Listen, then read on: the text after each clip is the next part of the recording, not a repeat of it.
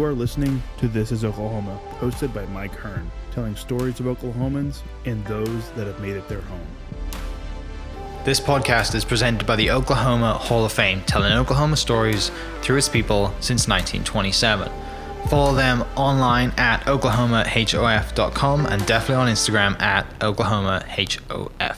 Let's get into today's episode. What's up, guys? Welcome back to another episode of This is Oklahoma. Mike Hearn here, your host, back with another episode, coming to you from Oklahoma City today with my guest, Matt Varughese, to talk about, Oklahoma City, some tech stuff, travel, riding motorcycles. You've done a lot of cool flying now. You've done a lot of cool stuff. But starting off, when people meet you, what's the first thing that, if they say, who are you, what do you do? Well, what do you tell them? Oh, man. That is actually a really hard question because I used to do a lot of things. I kind of just vaguely say I work in tech and then hope no one else asks me any more questions. And then I just shift the focus back to them. Okay. I don't know. I don't answer that question very directly, but I guess I will here. In the day I run a company headquartered in Canada called 8020. Mm-hmm. And 8020 is essentially I'd call it a web development company, software development company. So it's headquartered in Victoria, Canada, and that's how I spend my day most of the day. But in my free time, like you said, I love riding motorcycles. I am halfway through flight training, so hopefully I'll finish up in a couple months. I love Oklahoma City. I just think it's the greatest city in the whole world. I actually wanted to wear my Oklahoma versus everybody hoodie today, but I forgot it at home. That's me in my nutshell. Why is the company based out of Canada? So before I ran 8020, I ran a company called Websterpeace, and I ran that for 5 years, and that was headquartered here in OKC. And it was also a web development company. But about 5 years into it, it evolved a lot, and it got to a place where, it was my full-time job. I was in college at the time building it. And then after college was done, I just worked there full-time. And in the 5th year, I met this guy named Andrew Wilkinson. Andrew is someone I really looked up to from afar. He lives in Victoria, Canada. He runs a company called Tiny, which is I'd call it a $1 billion plus private equity firm. And it's it's a super cool company, and it owns a lot of companies that I look up to. And so one day he tweeted that he was looking for a web designer to build a site for him. And he's like, Andrew, I think, is either at or near billionaire status. So he's just doing little silly projects in his free time. Yeah. And so this site was, he has these bronze busts of Warren Buffett and Charlie Munger in his office. And he decided that he wanted to sell them to his other really wealthy friends. And so he had them mass produced, and then he was like, I want to build a site for this. And he sold them for $1,400 a piece, and people bought them. But he needed someone to design the site. So I was just like, hey, this is me. I just shot my shot. Yeah. That's my whole thing. And so we did the site. We did the whole deal over Twitter DMs, no contracts or anything, which is risky, but I was just like, nah, let's do it. Let's just try it. Even if I got paid $0, it'd be fun to work with someone I admire. Anyways, we hit it off, and pretty much, long story short, five months after that, he was just like, hey, that month he was like, I'm starting a company called 8020. Do you want to work there? And I was like, no, I'm good. I got my own thing going, but I appreciate the offer. And he was like, why don't you just contract for us in your free time? And I was like, all right, fair. I'll do that. So I contracted for a while. 5 months later, CEO of that company steps down because he has a kid, and running an agency is a very, every job is stressful, but I think this job will definitely take a toll on your time. And I think running a kid and having an agency are two mutually exclusive goals. So he stepped down, and so Andrew DM'd me on Twitter, and he was just like, hey, can I buy your company? And will you just take over 8020? And we actually did the whole I didn't even talk to him on the phone. We did the whole thing over email, negotiations, all that stuff, over a month. Lawyers got involved, all that stuff, and then we signed a month later. And that's why 80/20 is a Canadian company. It started as a Canadian company. Okay. Now it's got a weird mix of Canadian business owners and me, a guy that lives in Oklahoma. Wow. Yeah. Is it public record what you bought it for? It's not public record. Okay, well, I'm not going to ask you what it is, then I'll ask you later. Okay. So that's how 80/20 is in Canada. Yeah. Back up for me a little bit. Where do you go to college and why do you get into tech? Yeah, so I went to the University of Oklahoma. Okay. My thing with college is I hate it. I think higher education is very broken. And like one thing to understand is like I'm a child of Indian immigrants. And so my path to success for them is become a doctor, a lawyer, or an engineer. And so I started out doing petroleum engineering at OU. And I really, really, really hated that. I was like very miserable. But like in high school, I had also started Websterpeace. It was my senior year of high school. Okay. So I was like, I have this idea of like what I want to do, like because I like got hooked on web design in like my junior year of high school, from there, my parents were like, you have to go to college and you have to do one of these three things. And so I did petroleum engineering, really miserable in that. Switched to industrial engineering in hopes that it would be like somewhat better. Really just like terribly miserable in that. I actually did all my calc, my physics, all that stuff. And then like my third year, I was at my like lowest point. I was like, this sucks. This cannot be my life where I'm just like doing calc and physics all day and like optimizing business processes. It's just not my thing. And like all this time I've been running Websterpeace on the side, but it's like really hard to do both. Like do these like classes and then also run an agency. So my third year, I like begged my parents. I was like, please let me switch to a finance major. I know that's a joke at OU. That I have almost no respect for that program. I knew that I would have more free time to build my agency, which is what I really wanted to do and where I saw the most fun and like had the most fun. And so they let me switch. They were very disappointed. They let me know that. And from there I just like, I pretty much didn't go to class because I knew that at OU, business school is generally, there are exceptions. I've had one great professor, Jeremy Short, at OU, but like every other class is a shoo-in. You don't have to show up for it. And so I knew I could build Websterpeace on the side. So that's what I did. And I just kept like growing it, trying to teach myself a lot of skills. So I'm like fairly self-taught on anything web dev related. It's interesting in the fact that like my first year at OU, I did have to take programming classes. And they sucked the life and fun out of anything programming related to the point where I was just like, this is the worst. Why would anyone code? And then I'm realizing now that like, no, actually coding's like a lot of fun. College just ruins everything. I'm very, very strongly opinionated on college. But yeah, I graduated. That's how I got into tech. I went full time with my agency and Yeah. So what's funny is the last guest, which depending on how I put these out, it might not be the last guest, it might be the next guest. But one of the guests I had on recently recorded was Pish Patel from Oklahoma State. Oh, cool. Do you know Pish at all? Okay, so kind of similar story. Cool. Like Indian family, grew up, and he mentioned and I think he might have done the exact same degree. Really? Literally what your story is, he's very similar. Wow, I'll have to go listen to that. I need to connect you guys because I know you guys very tech related as well.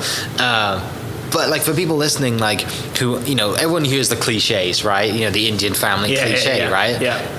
Clearly it's a thing. Yeah. Like it's not just, like it's not just a joke, right? Yeah. Guys, like some stereotypes are true. Yeah. And that one is very true. Yeah. Do you have brothers and sisters as well? I do, and she's a doctor. So, crushing it. Yeah. She's killing it. Yeah. She's like, I think she was chief resident of her program last year. She lived in Tulsa for the last few years. She just bought a beautiful home in Deer Creek. Yeah. She's crushing it. Pride of the family. Yeah, exactly. But I just have the one sister. And so, she followed the path, and she actually likes it, which I think is the exception to the rule. Yes. I think if you like really enjoy something, if you enjoy being a doctor, lawyer, engineer, that makes a lot of sense. But I see so much and so often that most people don't enjoy it. Yeah. And that's what like breaks my heart, because I know how miserable it can be. Right. And I don't want that for anyone. Yeah. So you graduate then with this finance degree, right? But you're building your, Websterpeace on the side. Yep. When does Websterpeace start making? I mean, is it making money while you're in college? So you're not just like to your parents, hey, like I'm not going to go get a job or an internship. Like this is making me money. It's like fulfilling as well. You know? My parents are always. What's interesting is the only thing they care about is health insurance. That's it. That's all they care about. And like when I told them, I was like, hey, like I told them I was like, I'm selling my company to like this like billionaire, and like they were just like, oh great, is he gonna give you health insurance? Like that's all. It's Canada. That's all. Exactly. Yeah, I've got health insurance. And you just have to fly to Canada for it. Yeah, exactly. They were just like, that's all they cared about. But in this, like every year, the company was always growing. And it wasn't like a huge, at the end of the day, like huge profits, but it was definitely enough to live a good lifestyle in Oklahoma City. As you know, the cost of living here is amazing. So I kept telling them that. There's not a number in which I think they'll ever be like, even today, like I could tell them I'm making like $2 million a year or something like that. And they'd be like, all right, but what about like 4? Like, where's that at? Well, what about your sister? Like she's a doctor, she's changing lives. Exactly. 100%. So I give them, I sound very harsh, but they're actually great parents. I just troll them a lot. Well, you have to, right? Yeah, of course. Well, and also like it's kind of the way that like, I mean, and I never, I'm not from here either, but like I didn't go through that. Like my parents are pretty carefree, just whatever makes you happy, go do what you do. And it was mostly golf, thankfully, and they're amazing. They were cool. He playing golf, coming to the States to play golf. Cool. But you're right. It's that like, but what about this? Like, oh yeah, you're doing great. And it also kind of spurs you on too, right? It gives you that like chip on your shoulder that I am going to prove you wrong. Like, I'm going to show you that I can do it. My 2 hands. Like, my entire MO is chip on my shoulder. I just want everyone to think that I'm not going to make it, so I can just prove them wrong. It's the best thing ever. I don't think it's healthy, but it works for me. Right. It gets to a point where you're like, okay, I should probably like. Yeah, I should probably tone down. I should probably explore that one in therapy a little bit more. But like, I do love a good chip on my shoulder. Anyone that thinks I can't do something, I just like, and all of my friends will tell you that. The way to get me to do something is to tell me I can. I'm very, very spite motivated. So obviously it's making money. You transition then just to working on it full time. Like what time period is this? Like what where are we at this point? That was, I finished college in 2018. Okay. And 2018 that was December 2018. So 2019, I go full time with it. Okay. Do you have employees at this time? No, and actually at no point did I have employees. I always had 4 contractors. And so I would scale with those guys. Sure. And in a way that was both good and bad. It was good because I didn't maintain a payroll.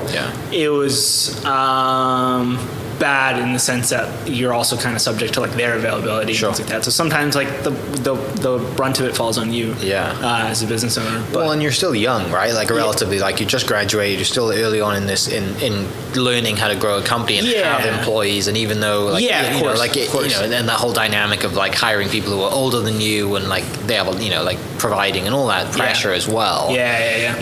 Even though like in the short term, probably looking back, you're like, okay, I probably stunted my growth by me only having the contract. I think there's a lot of I'm of the belief that like have you heard of the saying like hire fast, fire fast? I like can't do that. I'm too squishy. And so like I'm not going to like, if you're giving me your livelihood full time, I'm not going to screw you over by like, I made a management error. But at the same time, I think I was too conservative on that. I probably, if I was to do things differently, I probably would have hired some full-time employees. Not many. Yeah. I also don't believe in this philosophy of like massive companies and big companies. Like I think that's like a vanity metric. Yeah. I think you can do, one of my friends put it this way. Actually, we were just talking about this beforehand with Gary Vee. One of my friends is like Tyler Babin, his old videographer. That's so cool. Yeah. And we were talking about this the other day, and he was just like, I think there's like amazing value in just having a small team of like assassins that just like get stuff done. Yeah. Rather than a larger team of like, at a certain point, like every person I know that runs a company more than 100 employees. Yeah.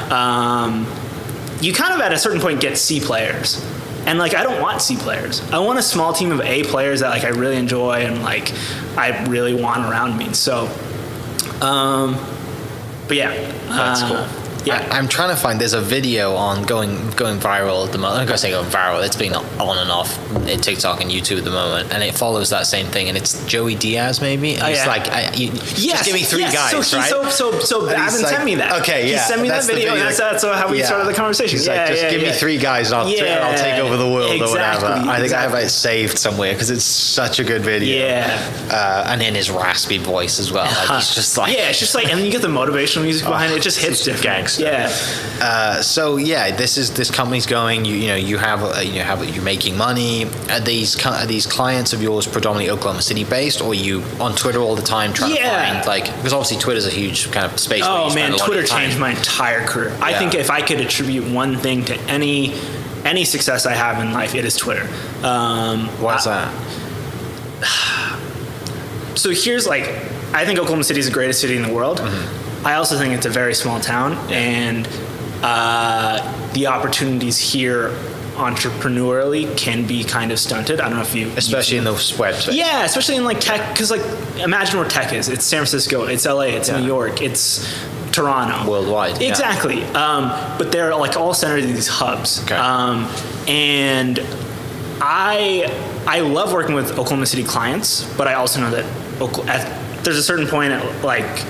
the big agencies have all the oil and gas clients on retainer. You can't really butt into that space. Yeah. It's also very I'm not a big fan of the agency scene here. I think it's kind of, it is not as supportive as I've seen elsewhere. Sure. And so I like Twitter a lot because it can connect you with pretty much any person you've ever met. That's how I landed Chance the Rapper. It was through tweets and a cold email. And then same with Babin's now working with this comedian, Hassan Minhaj. Uh-huh. And,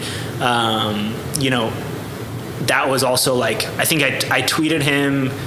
Hassan went on Gary Vee's podcast a while back, years ago. I remember, yeah. And then I quote tweeted it, and then I tweeted a picture of it, and then Hassan quote tweeted it. Yeah. And then when I cold emailed Hassan, I was like, hey, we've actually had one interaction. Here's the link. Yeah. And then that just he remembered that. Whenever I met up with him for the first time, he was like, yeah, I actually do remember that tweet. It just connects you. Yeah. You can meet any person that you want through Twitter and cold email. Right. That is my very, very strong philosophy.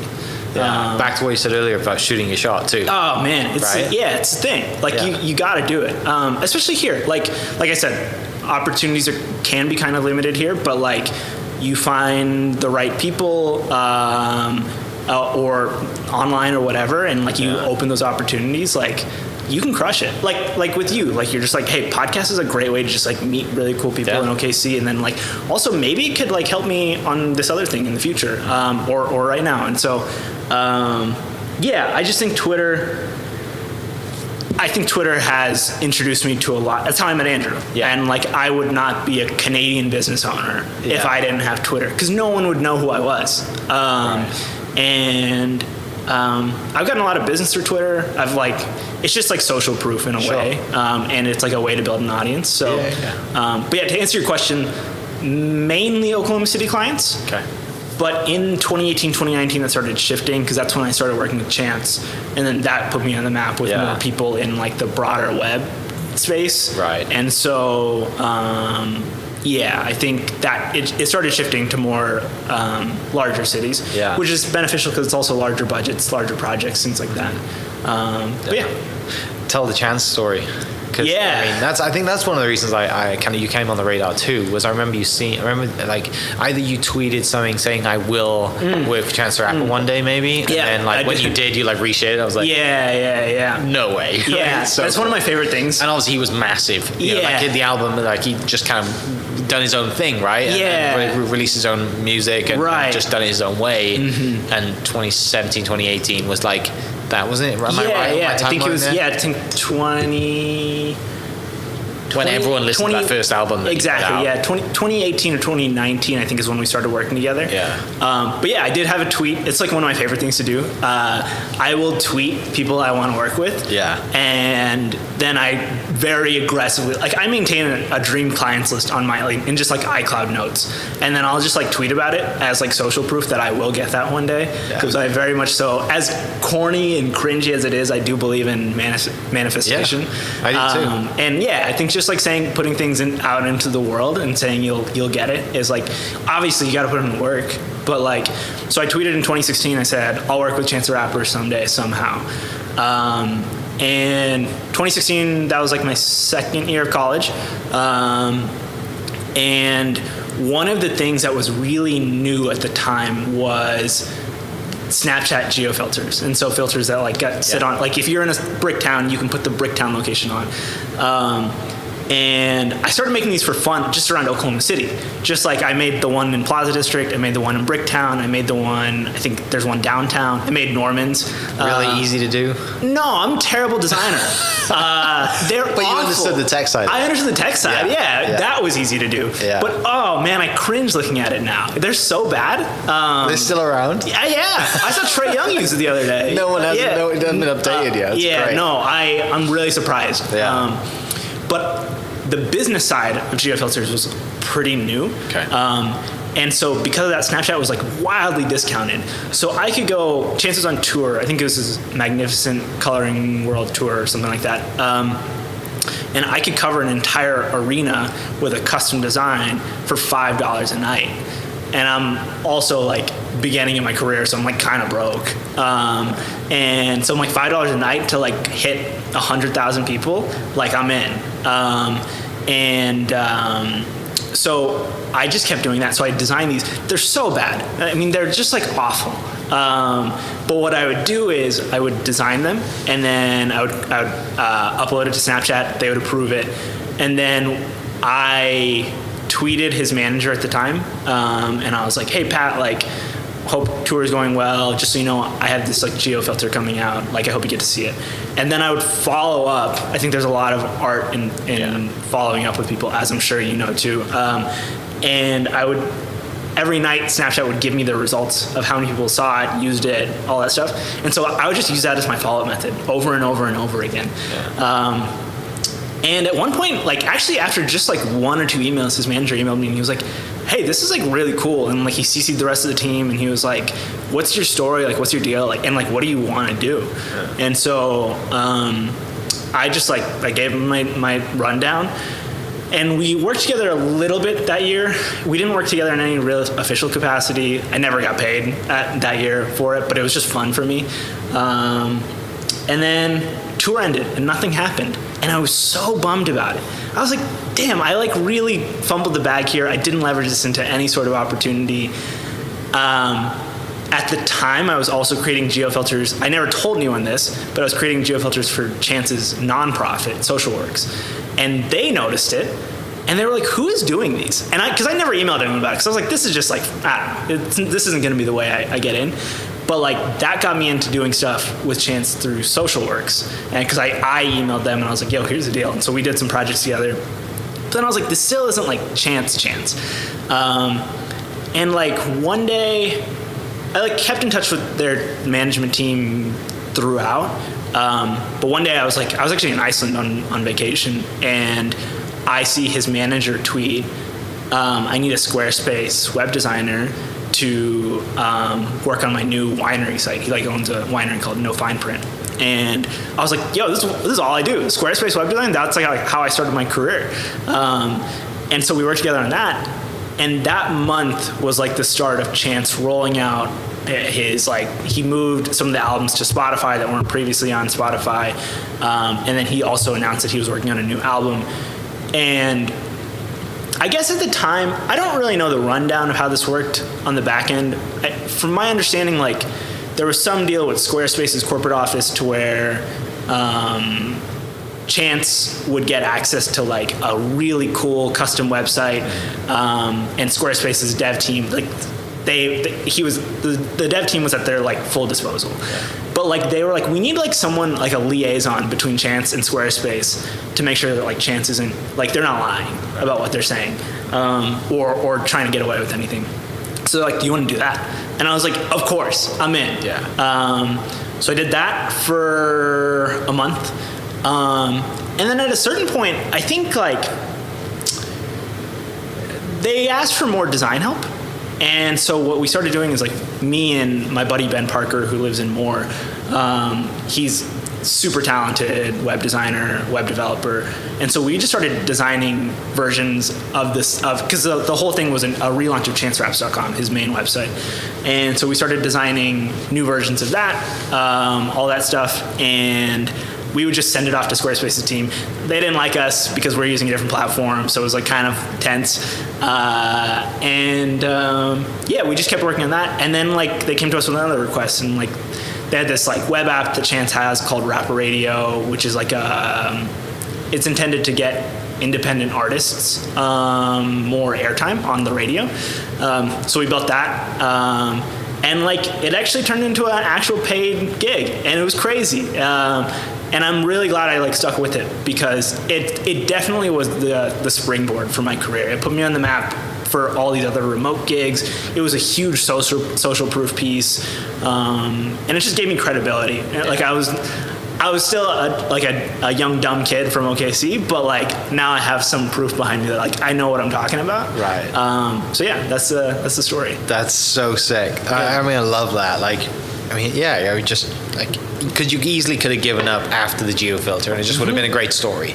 Yeah, right? exactly. Amongst your buddies, hey, we just created Geofilters for, let's maybe try and do it for other artists, whatever. But the fact that you just kind of kept going, and then you find the non-profit, and it's a no-brainer to do it for the non-profit, right? Because that really means something to them. Right. For I don't know. I'm back to just being persistent and working. Like that's so the name of the game, I guess. Yeah. I think across all industries, persistence wins, follow-up wins. Just like doing what you say, all that stuff really, really matters. Yeah. Tell me then about like the thing that you did for the restaurants during the pandemic. Yeah, so pandemic rolls around, everyone starts freaking out, things start tightening down. I'm realizing at that time that all these restaurants are like, they're on the verge of going out of business, and we're seeing like even Backdoor Barbecue, their last day is in 2 days from now. Mm-hmm. Like the pandemic did not treat a lot of small businesses well, and like I saw it really hit restaurants. And so one of the things I was thinking about is like, there's not a really clear way on how people can support. There are all these people like, hey, support your local restaurant, but like how? Yeah. Do they have delivery? Are they doing delivery themselves? Do they offer takeout? Do they sell gift cards? Do they sell them online? Like, can I just buy it from the comfort of my couch? And so I put together or I hit up a few of my friends, Katie No, Nick Brown, Jake Spirek, who actually works at 80/20 now. And then I'm forgetting someone, and I'm really going to be pissed about it. Ben Parker, I think, was involved. Yeah, Ben Parker actually definitely was involved. But we decided to just like a bunch of Oklahomans just culminate this like massive list of restaurants, go through their social media accounts, and figure out what are they like, how can people support them. And so we called it Oklahomans for Oklahoma. And it was just like a searchable directory. You could choose your favorite type of food, filter it. It was a very simple website, but it allowed people to quickly find links and like find the way to support the restaurants around them and near them. And it also, we filtered it, allowed them to filter by city and things like that. And I think one of the coolest things we saw come out of that was we made the site clonable for other people. And like we saw it pop up in all these other cities. Austin came up with one. They called it the Yalmanac. It was amazing. It was so well designed. And then we saw them in Nashville. We saw them in Germany. Like it was all over. And it was like one of the most like cool things to see, because it was like this massive community just coming together to try to figure out how to support their smaller communities. So it was a really fun project. And I think the site's still up, but like there's not a need for it anymore. Right. But, yeah. That's so cool to do, though. I mean, just to get your buddies together and like, hey, we have skills, we can put these to work. Like it doesn't seem that hard for us to do it, you know, and just that sense of we can help, then we should help. Yeah. I think it was just like, I'm very big on community, especially Oklahoma City. Like I said, I think before the podcast started, like greatest city in the world. Like that is my thing. And so it would be a shame to see any. It always hits hard when any small business goes out of business or any small business is struggling, because those are your neighbors. Like those are people that you probably know. Like before this podcast, we were talking about people that we knew, and it's just like there's a lot of small business owners here, and so you just got to support how you can. Yeah, it makes a lot of sense. I love it. So we fast forward then, and we go towards the, you know, you tweet at Andrew, and then that kind of whole thing happens, and then you come to an agreement. When do you like finally fly to Vancouver, fly to Victoria, and you finally meet him? Like, this is the most interesting thing. So I met Andrew for the first time just a few months ago, and I've been running 80/20 for 2 years. Yeah, I celebrated my 2-year anniversary yesterday, actually. Yeah, and so there's like Tiny's pretty big. It actually, I don't know if you know any of the brands, but like one of them. Do you drink coffee? A little bit, yeah. Have you heard of AeroPress?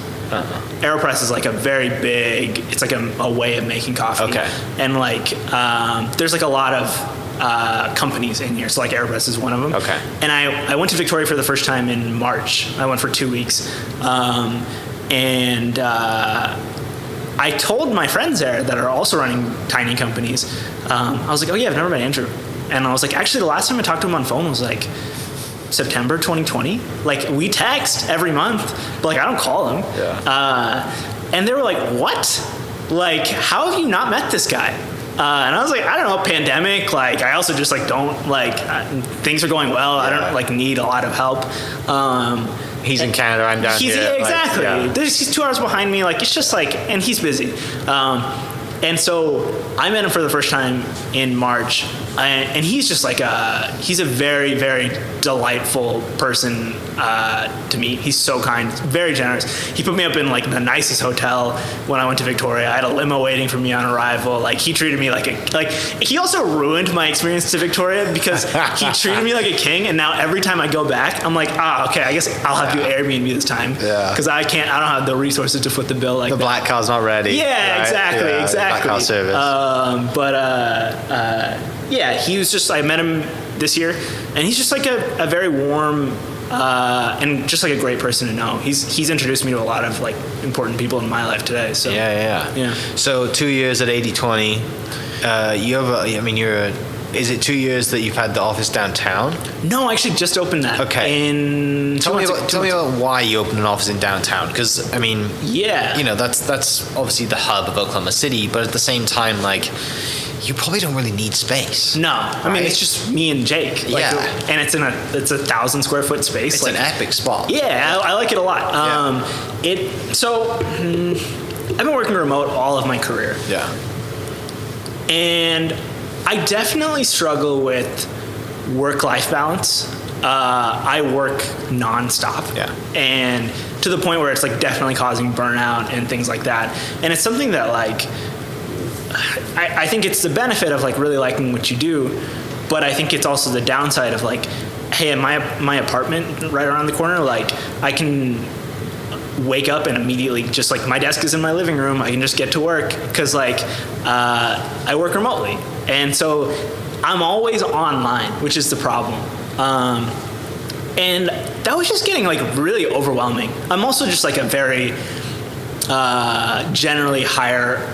I'm like more anxious and more stressed than the average person you'd meet. I feel like just like because of me, I just like don't handle stress well. I decided, so like the opportunity came up with my friend Josh runs another dev agency here that does really great work called Future House. And they were like, hey, we're actually moving to a co-working space. Like, do you want to take over our lease? And I was just like maybe.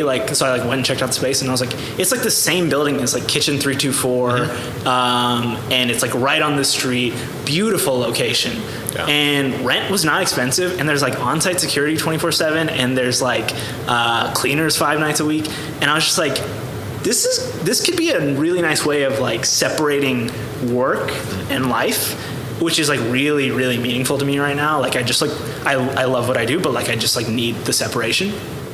And so I did that, and I got the office, and like this is I think the part that surprises the most people. I leave everything there at night. I still work an aggressive amount, but I also like if all the fires are going on or if things are going awry, I can just lock the door and then go home to my apartment where that's my space. It's not a workspace. I don't like check emails there. I don't do video calls there. It's just mine. I just hang out with my dog and like have friends over, and like I don't have to worry about that stuff. And so I love the office. I think it was a very, very worthwhile investment. I will keep it for as long as I like, as long as I can, and until we outgrow it. Yeah. No regrets on that one. What did your parents think when you like, hey, Mom, I have an office now? You know, that was the thing. I like FaceTimed them. Yeah. Because like in traditional world, having a space is like, you know what I mean? Like for us, it's like, cool, I have an office, but it makes sense what you just explained for my space to be totally different to my home. Yeah. But for our parents, like having your own work office. That's such a great question. It's such a big deal. Yeah, that's a really great question, because pre-pandemic, they'd never seen remote work before. They were just like, what is he doing? Like working from home? Like, what is this? Yeah. And I was just like, I was trying to explain to them that like, hey, this is like a real job, but they didn't really believe it, because unless you're going to an office like them every day, like it's just like not a real job. Then pandemic happened, my dad went remote, worked from home, and then I think that's when it clicked that like, oh, it was a real job all along, because he was like, I can do my job from home too. Yeah. But then I like FaceTimed them like a month ago at the office. They live really close by. They live in Mustang. But like we were just like chatting about something, and they were like, oh, like you got it, like the office you wanted all along, because I've always wanted an office downtown. It's just been a goal of mine. It feels like a tangible like measure of like success, and it feels like a real investment in the city that I love. But yeah, I think it was like that moment they were just like, oh, this is actually a little bit more real. Yeah. I feel like at a certain point, I don't know what they think now. We don't talk about work, and they seem very ecstatic about it, and I think they are very. There's just like it's a cool thing to see. It was just when the signage went up on the windows, it was like such a surreal moment for me of like. It's just like, oh wow, this is a real thing. Even for me, and I've been doing agency stuff for 7 years, and it was like that moment that I was like, oh man, like I have a company, and like I have like 15 or 17 employees, and like it's just like it clicked there.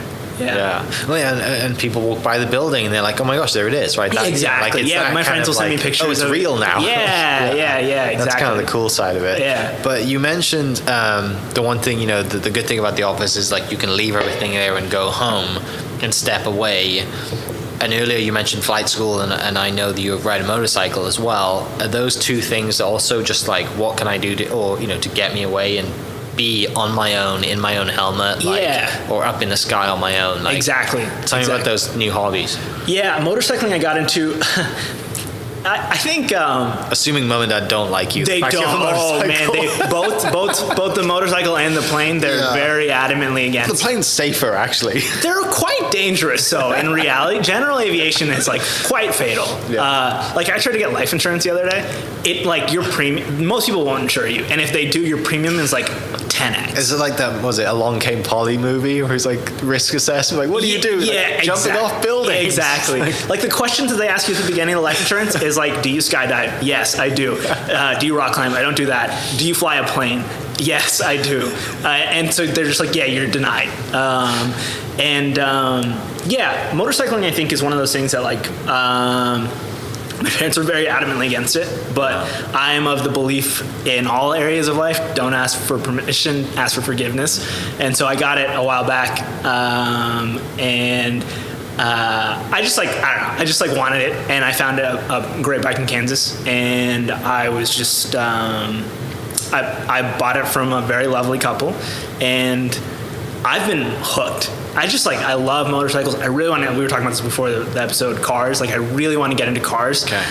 I have too many dumb hobbies right now that are take a bit. The thing with bikes, and the good thing with bikes is that you can spend you can spend not a lot of money and have like a world class bike. Exactly. A friend of mine just got himself a Ducati Panigale. I love that. Right, like, Yeah. and the culture for me, like a lot of the culture back home is the race bikes. You know, it's not the Harley Davidson culture it is here. You know, it's the winding. There's roads there's this big motorcycle culture in Wales. Yeah, big time. Really? Yeah, mountain roads, like really cool. So, Wow. I mean, Cool. Some people you might be driving on a mountain road and you think this guy's on death Yeah, wish, right? yeah, And I'm sure you know the Isle of Man TT race, right? Like that's kind of what it is back home as well. But yeah, like the culture here is generally like the fat boy Harley type culture. While people think of bikes in America, not like the crotch rocket like race bikes. But exactly. yeah, a friend of mine just got a bike and I asked him like, how did you pay for it? And he's like, really wasn't that much, you know, for the equivalent of like what that performance would be in the car world. Exactly. We're talking 10x. Exactly. You know? Like you could go spend, you know, $400,000 on a McLaren. Yeah. But like the power to weight ratio on a bike, like you could also you're not gonna get whoop the thrill. McLaren. Yeah, exactly. Yeah. Like, I mean, don't get me wrong, it's a very, very dangerous thing, and I would probably advise. I shouldn't say this out loud if anyone of my friends listens. I almost definitely died like a couple weeks ago on 23rd. Yeah. Actually, no, it was Classen. It was I turned from Classen onto 23rd. Yeah. And there was a car I just wasn't looking, and I like quickly accelerated. And I was wearing a helmet but no jacket. Yeah. I was wearing my riding pants which have like Kevlar in case I slide, but like that's it. And I was going like 50 miles an hour, and there was a car parked on the road just like stationary. And I almost flew into it. I grabbed all the brakes. Yeah. I fishtailed because I don't have ABS on my bike, which is a dumb decision. But I barely made it out of that. Like I survived. I didn't lay it down, but like wake up call. It was oh man, I was going to dinner with a friend, and like I show up to the call and I'm just like shaking. It was so bad. Yeah. But yeah, motorcycles just been a lot of fun. I really want to pick up a second. When I went to Victoria a lot, I just came back from a 2-week trip to Victoria. I rented 2 while I was there. They're just fun ways to get around, fun ways to just like see a city and like embrace it. It's too hot for it here right now. It's just like blisteringly hot here. But yeah, same with planes. I got into that a year ago. I've always wanted to be a pilot. I tried to minor at OU, and on the note of college ruining everything, it's like $50,000 at OU to get your pilot's license. It's pretty competitive too, isn't it, to get in the class? Maybe at OU, I dropped out immediately after I found out it was $50,000 because I was like, I don't have that kind of money. My parents were like, we're not paying for that. It's not in the 3 that we suggest. Exactly. Yeah. Come exactly. on, Matt. Yeah. And so I waited a while until I actually had real income to go do it. I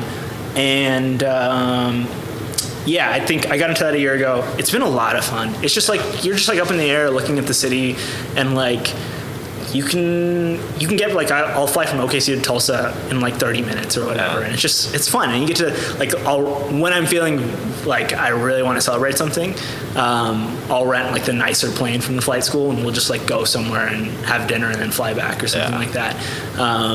And so I hope to finish that up in a couple months. Okay.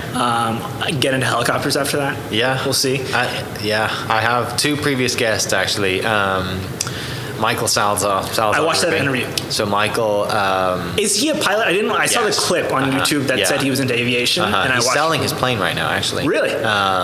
Red and silver, good-looking thing. Yeah. But yeah, well, that's the exact same thing with Craig, the CFO of Paycom that we were talking about right before.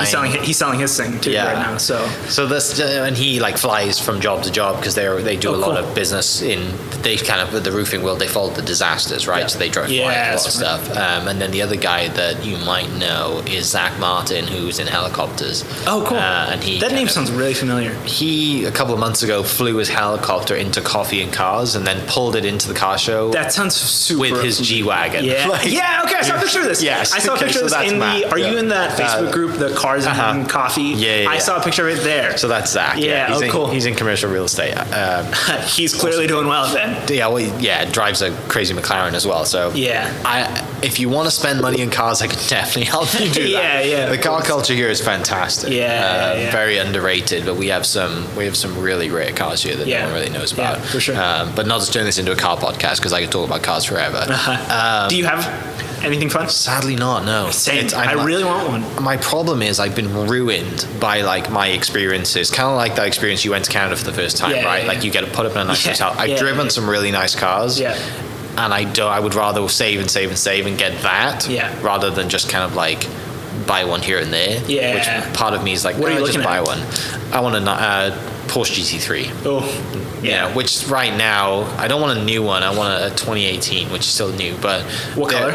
I'm torn because I would like either get one that's like a dark blue, midnight blue kind of navy color, or go completely off the wall and just get some bright yellow thing that's obnoxious and has a wing and looks stupid.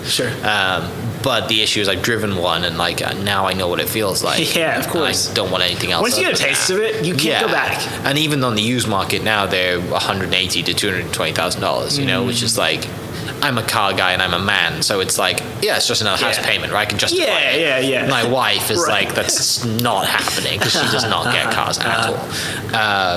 But one of the things I kind of like, just in my notes that we've been talking now, the things I love, like you just mentioned, is, you're obviously clearly, you're very aware of like, I might be working too much. I need to create a space that I can get away. And also, like, it seems like what you mentioned earlier is you might rent a plane and go out for dinner. Like, you celebrate your goals. Occasionally. I don't think I do a great job at it. Okay. But you a big goal setter in general, though? Do you have, like... it's interesting. It's shifted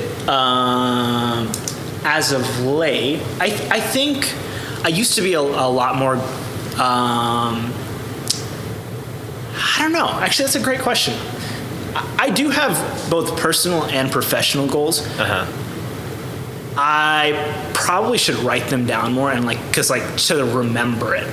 I'll do certain things, like I'll have cards on my desk as a reminder of like what I'm like working towards, but like I don't do that enough. And then when I hit the goals, it's like one of these things that like I'm sure you've experienced this as well. You like hit a goal and you're just like, damn, what's next? And it like kind of like messes with you. You're just like, I didn't think that would come the way it did or as fast as it did. And so it kind of throws me off. And I don't celebrate it well. But like sometimes I'll be like, it's the same reason like I don't do time off very well. Which is something I'm trying to get better at, because I do think like from a company perspective, if the leader never takes days off, it's hard for employees to think they can take a day off. And so I'm trying to fix that. But I'd like to get better at that. Are you good at celebrating? No, terrible at it. Yeah, it's hard. Well, and I think what happened for me was like I'm around people who are more like I try and you the whole like be around 5 people or whatever. That whole thing, right? Sure. And you have access to these people and you see their successes, and there's always something else, right? There's always something more. And you being around Andrew and Chance the Rapper and all these guys, like you've seen what's possible. And even though like what you're doing is great, you know that there's more within you. Oh man, right? 100%. That's so real. So you're just like. Yeah, you're like, I know, and that's what makes it, but not bad. But when you arrive to that goal that you set, it's just a stepping stone, right? Just a step on the ladder, not like this is it. I have arrived. I sold my company. I made it. Now I'm gonna go and whatever. There's there's more to life, right? Yeah. So I think it's healthy to be like, especially when I look at Andrew. Andrew's life is amazing. And I'm like both. Very like I admire it, and I want to get. When you're around people that are very successful, like it makes me want to be successful. But I'm also very self-aware that I'm the person that compares myself to others. Sure. And comparison is a thief of joy. Yes. And especially in the age range thing too. Yeah, because I found that like you compare with people, right? And you're like, yeah, but they're 10 years down the line. Yeah. And I like that. That's my like subconscious. I need to rein it back. Yeah. You know, for me, like I want to do this or I want to travel there, and I'm like, yeah, but these guys are doing it, but they've been working for 10, 20 years. It goes back to Gary Vee saying patience. Yeah. And like, there's so much runway that like most people just never clock. And they're like, my life's done. What's the point of hitting that goal? What's the point of pursuing it? And I've been really trying to sound myself out of that mindset, because I do compare myself a lot. I'm like, but like, look at them. Yeah. Look at their lifestyle. Yeah. And like, look at my sister. She's crushing it. Yeah, exactly. And it is, two things can be true. You can want more for yourself and believe that you have more in the tank, which I definitely think that of myself. But also, you should be proud of the moment that you're in and like what you've accomplished so far. But like, ultimately, I'm just bad at celebrating that stuff. It'll be like my birthday if I like fly somewhere for fun. Okay. Like, yeah. So to that point then, what did you do anything when you sold your company? I went to therapy immediately. It's both a joke and not a joke. It was like 2 months after that. That just like helped a lot. It helped clarify. I like to still go. It clarifies so much of because I'm like someone that like very much so strives for professional goals. Okay. And but understanding like I didn't think at all about work-life balance until I started going to therapy. And I was just like, oh wow, like I should probably think about this some more. I'm like, oh yeah, like I'm probably burned out. And oh wow, the pressures of this job, like now I have a board of directors and investors that I didn't have before, and I'm no longer just responsible to myself. I'm responsible to a much larger group of people. Okay. And also, if I make a bad decision and it costs the company money, like I have employees that like I'm giving paychecks to, and it's like their livelihoods on the line. Okay. It's just more pressure. So it was not, it was a point of, like for lack of a better term, yeah. Like now I'm taking over this company. I've sold my company, but I'm taking over 80/20. Yeah. I need to surround myself with better people, but also like I need to clear my mind of course. Okay. So my mind is always full of turbulence. And so I'm just like, I got to get to a point of like, I can think clearly, I can write clearly, I can articulate my thoughts clearly. Yeah. So I do a lot of that. Yeah. Okay.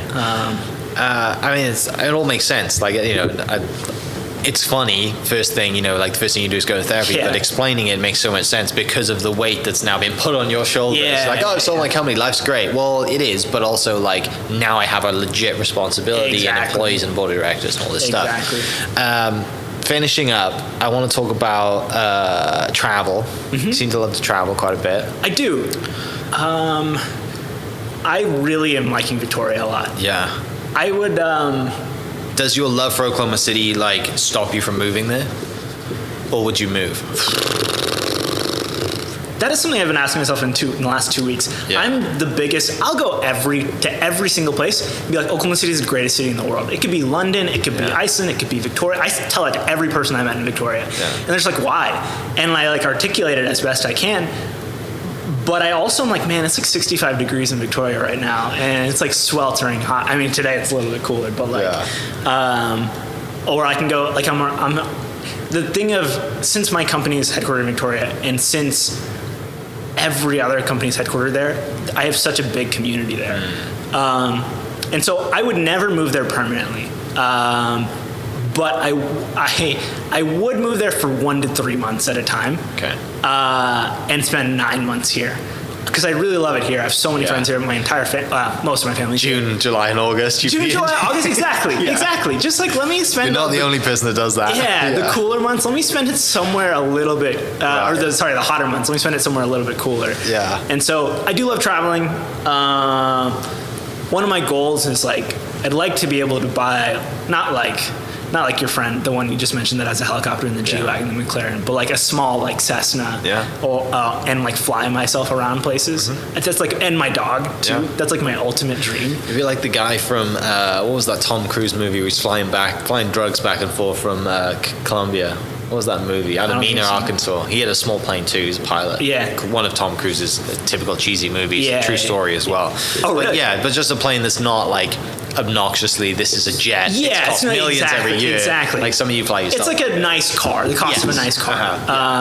And 4 or 5 seats, plenty of room in the luggage for you and the dog. Exactly. Yeah. Just like put the dog back there, some luggage, and like be able, if I want to fly to, I really love Denver. And so Denver, Colorado Springs, that area. What's the flight time to Denver from here? An hour and a half. It's so much better than driving. Yeah, I know. Yeah, exactly. 10 hours right? of a car. I mean, Dallas is like 45 minutes. Yeah. And there's no traffic. Yeah. So, yeah, it's like one of my big goals. But yeah, I love traveling. I don't think I've never lived anywhere else. Okay.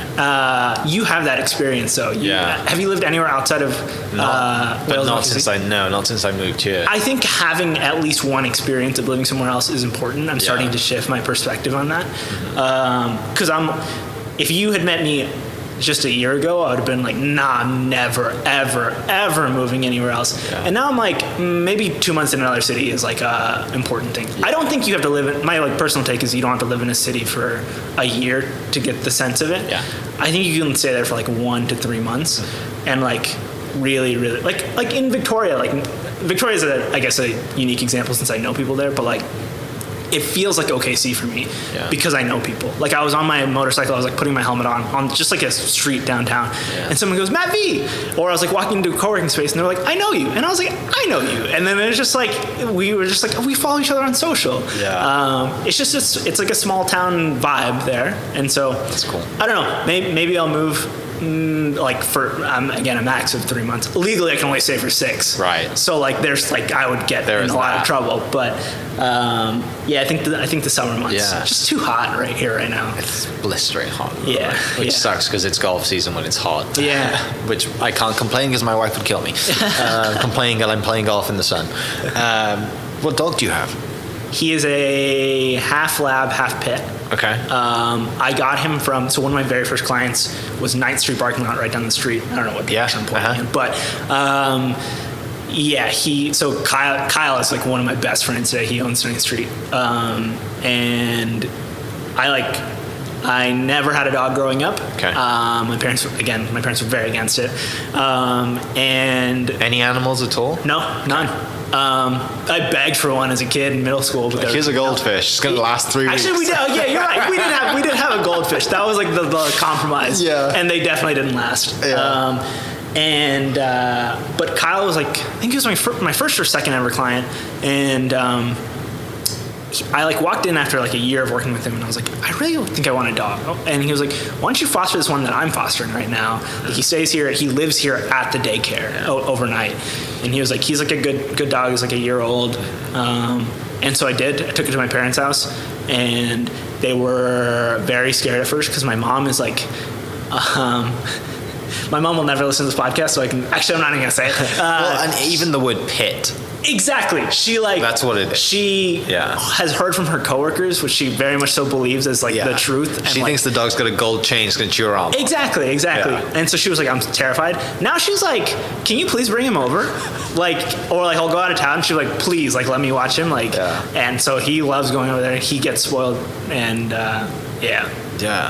Big foodie as well or not? Oklahoma City's food scene is actually really good, and I feel like I'm not taking advantage of it. So I'd say no. Okay. I'd like to be better. Like, have you been to Nonesuch?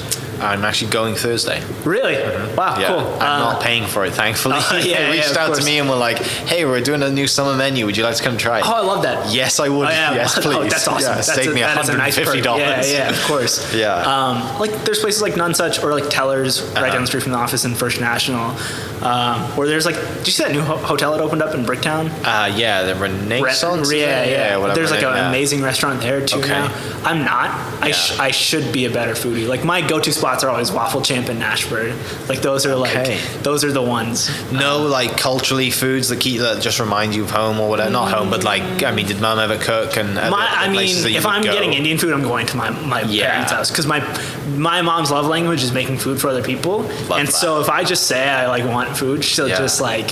I should take her up on that way more often than I do, but not really. I'm like Nashburn, Waffle Champ, Cajun King is like my underground go-to that like people kind of hate me for, but like I'm like, no, this place is amazing. Yeah. You just don't have time for it yet. Yeah. That makes sense. But yeah. One of my Indian friends got super offended because in the UK, like, we do the best Indian takeout. Oh, of course. Right? UK crushes. So I told her that there's a thing back home called curry half and half. And it's half rice and half fries or half chips, right? So you'll just you either have curry with rice or you have a curry half and half. So here, nobody knows what half and half is, right? So I go to Sheesh Mahal, get the food there. Spot. Yeah, get curry and rice there. And then the only place that you can guarantee great fries is McDonald's. Right? Okay. So I hit McDonald's, get a large fry on the way home. Okay. And then that's my half and half. Wow. And she was so offended, right? And so every time I go now, I just text her a picture of the McDonald's and just, I mean, she's a good friend now, so we get, I get away with it. But she's like, same thing. My mum needs to come and, she needs to cook for you so you can understand real, authentic Indian food. Yeah. I'm like, okay, great. But she's like, don't even mention the word McDonald's. I will hate you. So that was really cool. I've never heard of that. Maybe I'll have to try it. Curry half and half. I'll have to live in New York. Next time you go to London, just say I'll have curry half. Okay. Curry rice and chips. Cool. And then, yeah, of course. It's so good. But mate, it's been an absolute pleasure. Oh man, it's been so fun for me. Thank you for having me on. Yeah, thank you so much for coming down. I really appreciate it. For people listening, tell me your Twitter handle. Where can they find you? Sure, I'm at Matt Varughese on everything. Okay. Twitter, Instagram. I'll link that in the description. For people listening, we will catch you next episode. Cheers. See ya. This podcast is presented by the Oklahoma Hall of Fame, telling Oklahoma stories through its people since 1927. Follow them online at oklahomahof.com and definitely on Instagram at oklahomahof. Thank you for listening. We are inspired by those around us and hope that you are too. Make sure you subscribe to this podcast on your favorite podcast platform and leave us a review so we can keep telling your stories. For more great Oklahoma content, follow This Is Oklahoma on Facebook and Instagram.